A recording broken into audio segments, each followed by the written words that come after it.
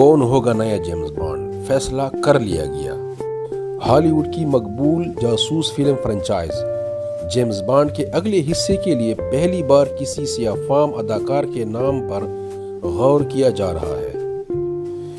Makers film के अगले हिस्से में द सुसाइड स्क्वाड से शोहरत पाने वाले अदाकार इदरीस एल्बा को 007 का किरदार अदा करने के लिए कास्ट कर सकते हैं। अगर ऐसा होता है तो 49 साल इदरीस एल्बा फ्रेंचाइज के लिए बॉन्ड का किरदार अदा करने वाले 7वें अदाकार बन जाएंगे। इदरीस अकूना एल्बा एक इंग्लिश एक्टर हैं जो कि लंदन में सितंबर 6, 1972 को पैदा हुए। 007 के फ्रेंचाइज के प्रोड्यूसर बारबरा ब्रोकोली और माइकल जी विल्सन ने हालिया इंटरव्यू में इस बात का इशारा भी दिया है।